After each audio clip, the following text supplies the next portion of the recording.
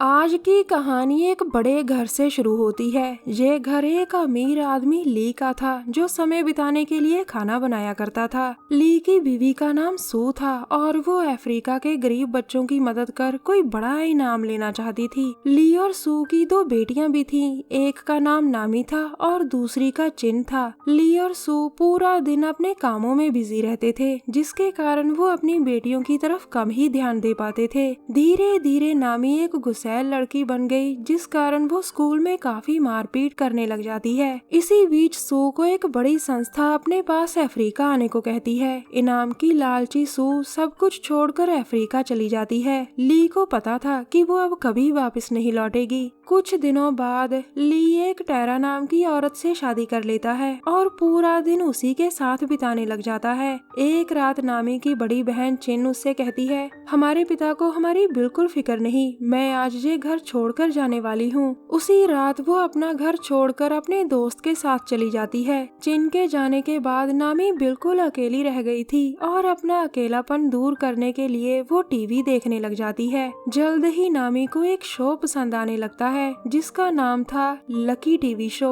ये शो घर का सामान बेचता था और नामी भी फोन कर इससे सामान खरीदने लग जाती है। थोड़े ही दिनों में उसने वो सभी सामान खरीद लिया था जो इस शो में दिखाया जाता था। वो बीच बीच में अपने पिता से कहती रहती थी कि आप मुझे नजरअंदाज कर रहे हैं, लेकिन उसकी बातों का ली पर कोई असर नहीं होता। कुछ सालों बाद नामी अब जवान हो चुकी थी। उसकी नई माँ टेरा घर छोड़कर चली गई थी, जिसके बाद ली ने आत्महत्या कर ली थी। ली की मौत के बाद ली का सारा पैसा नामी का था और वो दिल खोल कर पैसा खर्च करने लगती है। धीरे धीरे नामी को एक अजीब सा शौक लग गया था। वो पूरा दिन शहर के उन लोगों को देखती रहती थी जो थोड़े से अजीब और सिरफिरे होते थे। उसे इन अजीब लोगों की अजीब हरकतें देखना बहुत अच्छा लगता था। ये है शहर का सबसे अजीब और सिरफिरा लड़का बिल्ला। कुछ लोग तो इसे कातिल भी कहते थे और आज नामी इसे ही देख रही थी। नामी को जब भी कोई अजीब आदमी पसंद आता तो वो उसका जिक्र अपनी डायरी में जरूर करती थी। दरअसल नामी के पास इतना पैसा था कि उसे काम करने की कोई जरूरत नहीं थी। वो अपना समय बिताने के लिए पूरा दिन घूमती रहती थी और अजीब लोगों को देखती रहती थी। इसी बीच जब एक दिन नामी बाहर घूम रही थी तो उसे उसकी बड़ी बहन चिन मिलती है। दोनों बहनें कई सालों के बाद मिली थी और चिन उसे अपने घर ले आती है। चिन की एक बेटी थी जिसका नाम लीजा था और चिन का पति उसे छोड़कर चला गया था। हालांकि चिन नामी से मिलकर बहुत खुश थी, लेकिन नामी पर कोई असर नहीं होता। कुछ दिनों बाद आज नामी फिर से घूम रही थी और अचानक वो किसी को देखकर रुक जाती है। यह सोनी, जिसकी उम्र 50 से ऊपर है। सोनी थोड़ा अजीब और गुस्से वाला था। उसकी अजीब हरकतें देखकर नामी उसके पीछे लग जाती है। वो उसका पीछा करते करते उसके घर तक पहुंच गई थी। सोनी अपने घर में अकेला रहता था और उसकी अजीब हरकतें देखकर नामी बहुत खुश होती है। अचानक सोनी के घर के बाहर एक गाड़ी आकर रुकती है और गाड़ी में से उसका बेटा येन उतरता है। येन कभी कभी अपने पिता से मिलने आया करता था और उसे देखकर सोनी कहता है, जब तक मैं जिंदा हूँ मैं ये घर नहीं बेच सकता, तुम अपनी सस्ती शक्ल लेकर यहाँ से चले जाओ। सोनी से गालियाँ सुनकर येन वहाँ से चला जाता है और उसके जाने के बाद नामी बहुत खुश होती है क्योंकि नामी को एक और अजीब आदमी मिल चुका था और वो उस पर नजर रखने का फैसला करती है। अगले दिन सुबह नामी एक खाली पड़े घर की छत पर खड़ी थी और उसके सामने सोनी का घर था। नामी आज पूरा दिन सोनी पर नजर रखती है। अगले दिन सोनी के घर एक लड़की आती है जिसका नाम पिन था। पिन एक सेल्स गर्ल थी जो घर घर जाकर बाइबल बेचती थी। पिन के बार बार कहने पर सोनी उससे बाइबल खरीदने के लिए मान जाता है। उसी रात चिन के घर नामी आती है। चिन कहती है, मैंने तुम्हें इसलिए जहाँ बुलाया है ताकि हम एक साथ खाना खा सकें। अब जाओ, जाकर फ्रेश हो जाओ। उसकी बात मानकर नामी वॉशरूम की तरफ बढ़ती है। नामी के जाने के बाद लीजा उसका बैग देखने लगती है और गलती से सामान नीचे गिरा देती है। अब चिन नामी का बैग ठीक करने लगती है और उसके हाथ नामी की डायरी लग जाती है। अगले दिन सुबह होते ही नामी फिर से अपने काम पर लग गई थी। वो जैसे ही सोनी को देखती है तो एकदम से चौंक जाती है। आज सोनी के साथ सेल्स गर्ल पिन भी थी, जो उसे एक और किताब देने आई थी। दोनों एक साथ बैठकर किताब पढ़ रहे थे। किताब पढ़ते पढ़ते सोनी उदास हो जाता है और पिन उसे हौसला देती है। दूर खड़ी नामी सब देख रही थी और उसे पिन बिल्कुल अच्छी नहीं लगती। कुछ देर बाद नामी जल्दी जल्दी बिल्ला के पास आकर कहती है, तुम्हें मेरी मदद करनी होगी और बदले में ये सारे पैसे तुम्हारे होंगे। उसी रात पिन को सोनी के घर से लेने उसका दोस्त सैम आता है। आज पिन पूरा दिन सोनी के साथ किताबें पढ़ती रही। वो दोनों गाड़ी में बैठकर जाने ही वाले थे कि तभी उनके सामने नामी आ जाती है। सैम उसे एक तरफ होने को कहता है और तभी वहाँ बिल्ला भी आ जाता है।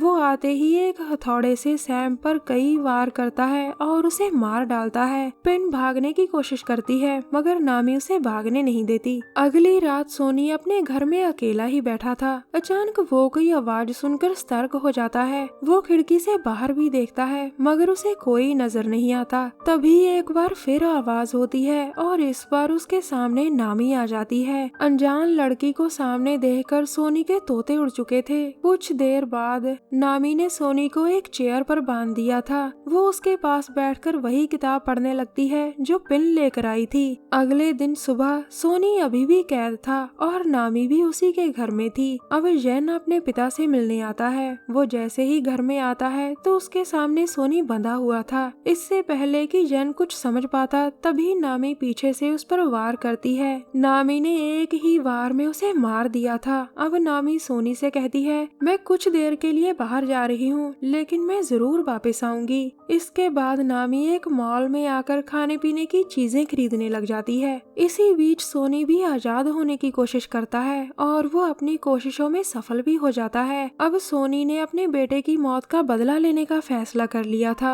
वो नामी से बदला लेने की तैयारी भी करता है। कुछ देर बाद नामी सोनी के घर की तरफ बढ़ रही थी और उसे रास्ते में चिन रोकती है। चिन के पूछने पर नामी कहती है, मैं अपने दोस्त से मिलने जा रही हूँ। उसकी बात सुनकर चिन कहती है, मुझे तुम्हारे इस दोस्त के बारे में पता है, मैंने तुम्हारी डायरी पढ़ी थी, तुम्हें मेरे साथ घर वापस जाना होगा। लेकिन नामी उसकी बात नहीं मानती और दोनों सोनी के घर आ जाती हैं। अचानक तभी सोनी उन पर हमला करता है और गलती से चिन जख्मी हो जाती है। सोनी की ये हरकत देखकर नामी बहुत गुस्सा करती है और वो चिन से कहती है, तुम खुद को संभालो बहन, इसकी अकल मैं ठिकाने लगाती हूँ। लेकिन सोनी की अकल ठिकाने लगाना इतना भी आसान नहीं था। अब नामी जैसे ही उसकी तरफ बढ़ती है तो वो कहता है, वहीं रुक जाओ लड़की, नहीं तो मारी जाओगी। लेकिन नामी उसकी बात नहीं मानती और जख्मी हो जाती है। सोनी मौका देखकर उस पर वार करने ही वाला था मगर नामी उस पर पहले वार कर देती है। अब नामी पूरे गुस्से में आ चुकी थी और उसका गुस्सा देखकर सोनी भी अंदर से डर चुका था। सोनी उस पर वार भी करता है लेकिन नामी पर उसका असर नहीं होता। वो जल्दी जल्दी उस पर काबू पाकर कहती है, मैं तुम्हें कुछ दिखाना चाहती हूँ, अगर हिम्मत है तो मेरे पीछे पीछे आओ। इतना कहकर वो बाहर चली जाती है और सोनी भी उसके पीछे पीछे जाता है। अब सोनी एक जगह पर आकर रुक जाता है और उसके पीछे खड़ी नामी कहती है, मैं तुम्हें बचपन से जानती हूँ, मैं तुम्हारी और तुम्हारे शो की बहुत बड़ी फैन थी।